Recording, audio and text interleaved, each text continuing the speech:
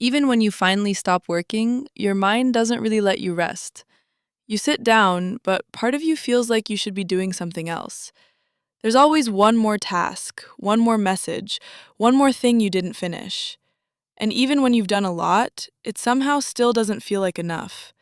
That quiet guilt, the feeling that you're falling behind, can follow you everywhere, even into moments that are supposed to be calm. We're going to talk about why that guilt shows up, why it doesn't disappear even when you're working hard, and what your mind may be responding to when it keeps telling you that you should be doing more. Because this feeling isn't just about productivity, it's about how we learn to measure our own worth. Many people grow up learning that effort equals value. Good grades, hard work, being responsible, being useful. Over time, this can quietly turn into a belief that your worth comes from what you produce. So when you're not being productive, it can feel like you're wasting time, or worse, wasting yourself. Rest doesn't feel neutral anymore. It feels like something you have to earn.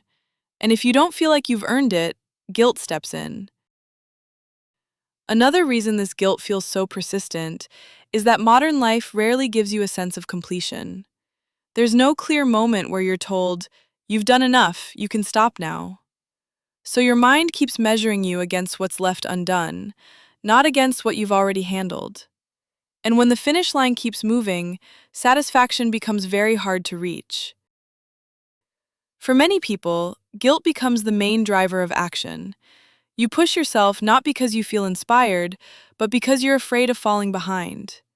Guilt creates urgency. It keeps you alert. It keeps you moving. But it also keeps your nervous system in a constant state of pressure. Over time, your mind may stop recognizing rest as something safe and start seeing it as something risky. Like if you slow down, something bad will happen. This is why resting can feel strangely stressful.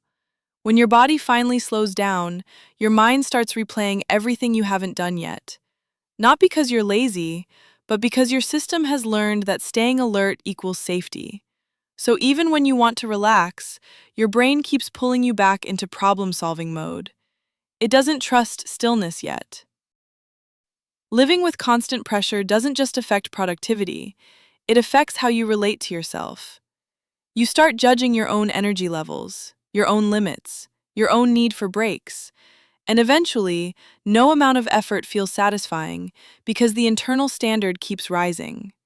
This can lead to burnout, emotional numbness, feeling disconnected from what you're doing, not because you don't care, but because you've been running on obligation for too long.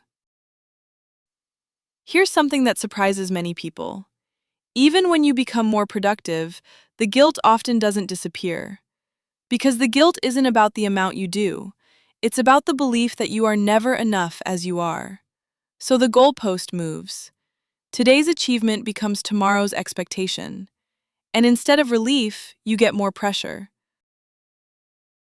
Sometimes guilt isn't telling you that you're lazy, it's telling you that you're exhausted, that you've been operating under constant demands, both external and internal. And your system is asking for recovery, not more effort. But if you've learned to ignore that signal, your body may start sending stronger ones. Through stress, through fatigue, through emotional shutdown. What if enough wasn't based on how much you accomplish? What if it was based on whether your system can actually sustain the pace you're living at? Enough might mean stopping before you're completely drained, resting before you burn out, giving yourself space to be human, not just productive. This doesn't mean giving up on goals. It means recognizing that your worth doesn't rise and fall with your daily output. If you've been feeling guilty for not doing enough, it doesn't mean you lack discipline. It often means you've been carrying responsibility for a long time. And somewhere along the way, you learn to measure yourself by how much you can handle. But you don't need to exhaust yourself to deserve rest. You don't need to prove your value through constant effort. Sometimes the most meaningful thing you can do is allow yourself to slow down without punishment. You are not behind because you rest. You are not failing because you have limits. You are human. And learning to treat yourself with the same understanding you offer to others can change the way your mind experiences everyday life. Thank you for watching this and for taking time to reflect on something that so many people struggle with quietly. Good luck and have a wonderful day ahead.